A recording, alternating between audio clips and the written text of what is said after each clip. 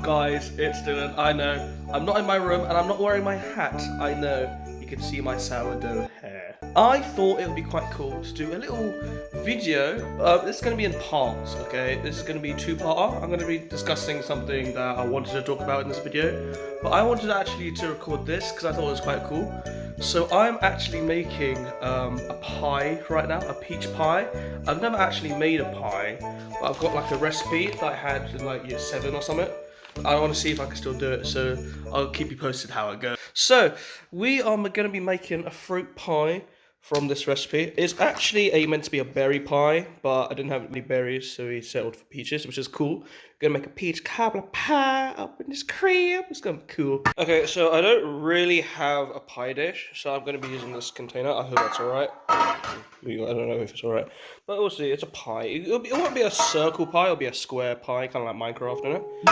Like, yeah, we'll just see how it goes. Just preparing the dough now, and it is ready to pow! So, the pastry is all aligned in the tray, and we're gonna open the peaches, and we're gonna open the peach. Look at that!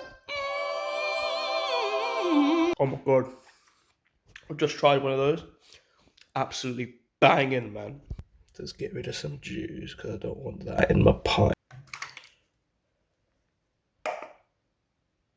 We're gonna need some more. Get out of my way. Brush the edges of the pastry with water. Okay, so it might not be the prettiest looking thing in the world. It says to brush. Oh my lord! It says to brush some egg over the top, but I don't really have a brush, so I'm just gonna use an old toothbrush. Don't worry, it's cleaned. It's never been used. And I washed it before I did it, so. Okay, so I just put the pie in the oven. Full disclosure, I've never used this oven before, so whatever happens, yeah, we'll just see at the end. Now I've got to clear all the shit up before I get in trouble. Okay, so it's been about half an hour, and look at that! Look at the progress on that! That looks pretty cool. I'm gonna take it out. Okay, so yeah, the edges are kind of burnt, but look at that. I'm not gonna. That looks pretty damn cool. I'm not gonna lie. That looks pretty damn good. Minus this bit, you know, the rest of it looks quite nice. I mean, look at that. Creamy. Hey, just popped out of the oven. Got a slice out. About to try it. I just got out the disgusting edge just to see if it's actually edible.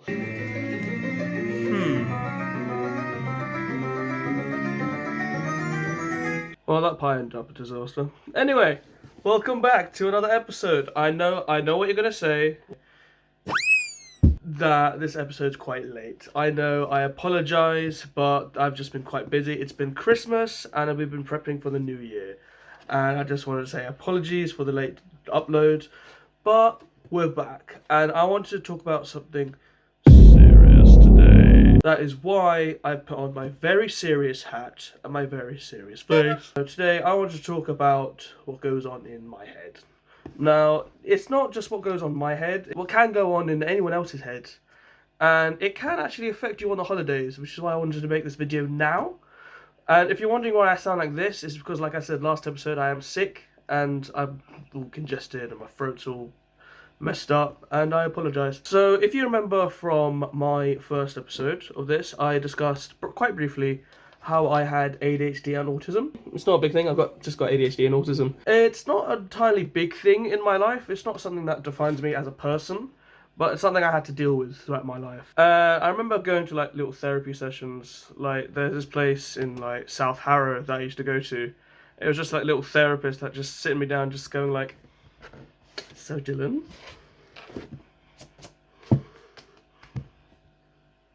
how are you?" And I just used to just give the same answers because I never knew the answer. I felt like I was under interrogation for something I didn't do. So I just used to just be like, "Yeah, I'm a good. School's great. No, I don't have a girlfriend. No, I'm only 13. That's really weird. Why are you asking me that?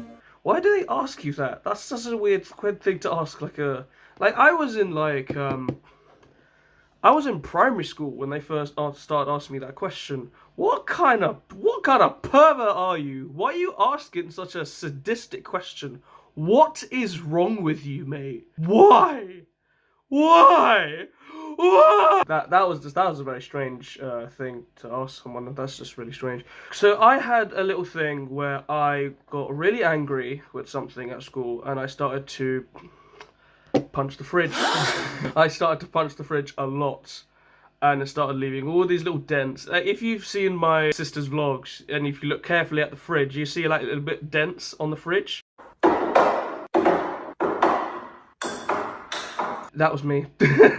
And we went to the therapy session, and my mum sat her down, and she told the therapist about this. Instead of the therapist actually going like, Dylan, whoa, where did this come from? She looked at us dead in the eyes and actually said, it's just hormones. Even I was going like, no, that's not an explanation. That's just my ADHD, I think.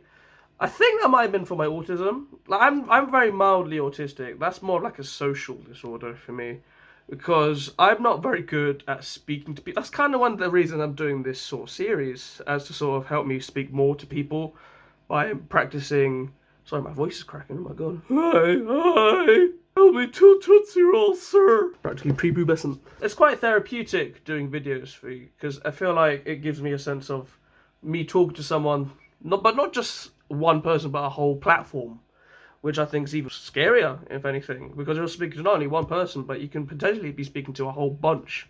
Well, not in my case, but you know, you never know. My autism has actually affected me quite a bit during my childhood, especially when trying to make friends, because especially with my ADHD as well, because the thing with ADHD, that creates overthinking.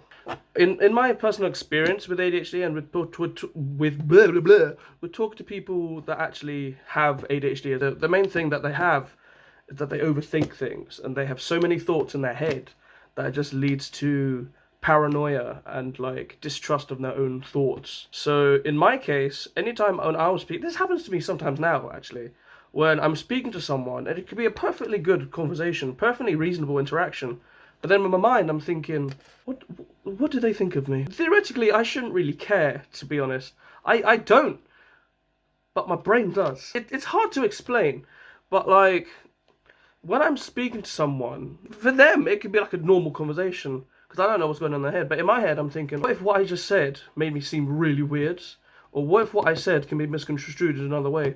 Or what if what I said will make this person will make this person never stop, will blah blah blah, make this person never talk to me again? That's in my mind, that's quite scary. When I was younger, I used to have this a lot when I was younger. One part of it that actually helped was in high school. But that's when I met my best friend. His name was, I'm not going to say his real name, out of respect and privacy. I'm gonna call him Baz. See, Baz was a strange kid, like myself. He has ADHD and autism as well. And the way we became friends is actually quite funny. He kicked me. It was after, we were allowed to go home, and we were going outside. There was a zebra crossing. Apparently I was walking too slowly, and Bax was right behind me, and he wanted to get in front of me a lot quicker, and he got frustrated and he just kicked the back of my leg. I turned around and I slapped him, and I was like, what? Why are you kicking me? And he was like, you didn't move fast enough, mate. That's why I kicked you. And yeah, that's how we became friends. It came into a whole bunch of logistics, like, we liked Jurassic World the game, we kind of bonded over that. I went to his house a few times. And yeah, we've been friends for like, 10 years? He's amazing. He's an amazing lad. We've helped each other through thick and thin. Like, when we've had like stuff going on in our head, we've just been for each other, and that was nice. It really helps, like, especially if you're overthinking, in my case, to have people around you just to listen to you. Not even to like give you advice. I feel like that'll create even more overthinking. But just have people that you can vent to, and people that will actually listen to what you're saying. That, I think, is actually quite better. Because all these thoughts that are in your head, I feel because they're in your head, and the only person that hears them is yourself. There's no kind of buffer. There's no mediation to it. So to have that person in your life that you have to talk to, I feel is really useful. Because I remember I was feeling quite down, quite down. This was like a few months ago actually. I was just feeling down. I was like, what's the point? Like, I'm not going anywhere with my life. I'm at the same job that I hate. Like, the people around me, I feel like don't don't understand me. And then just when I was thinking that, I got a text message from another one of my friends. He's got one of my uni friends. I'm not gonna say his name. I'll call him Jordan. I got a text message him from on Instagram, and it was one of those reels. Let's say it was one of those like bro messages. Like if you know, you know. Not like that. What the hell? Nah, not like that. Whoa, whoa, not like that, mate. Not that kind of message, mate. But I did appreciate that message. That message put me in the right headspace. Like I remember that one. If you ever seen Big Mouth, like Big Mouth's a really good show. Like especially when talking about, it's mainly about like teenagers and stuff, like going through puberty, but it also dives in deep with like depression and anxiety and stuff. And one thing that actually got right is when one of the characters was dealing with depression and anxiety, and the idea of being grateful for things in the form of like the gratitude or something like that. I feel like that was. Let's move you over there.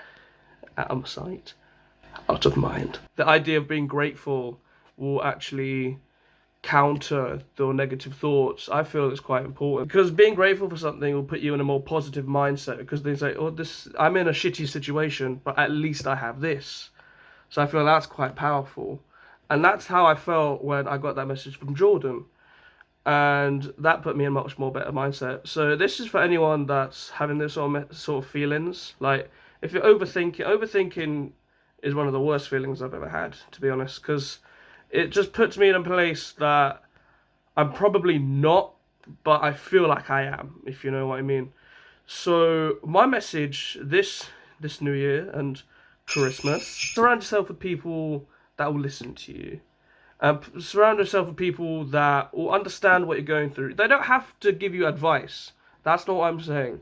What I'm saying is just have people around there that will take the time just to let you vent to them. And you might not feel better at it, but at least you'll have someone there for you. That's what I'm saying. Also, I'm going to put a little clip in with the fish. Oh, sorry, I just spat on my desk. My little baby fish are actually getting a lot bigger now. I'll put a little clip in, just show how their progress. Oh, look how big the babies have grown! Oh my god! Oh my god! Well done. Well done for creating such beauties! So cool. And all the other fish are just I'm just looking at them now. They're just instinctively staying away from them because they know the mother will kick their ass if they get anywhere near them. But yeah, I'm going to end this video here. Thank you very much for watching. You don't have to subscribe if you don't want to, but I'll appreciate it if you do. And I'll see you in the next video. And a hearty Happy Christmas. My hair is abominable.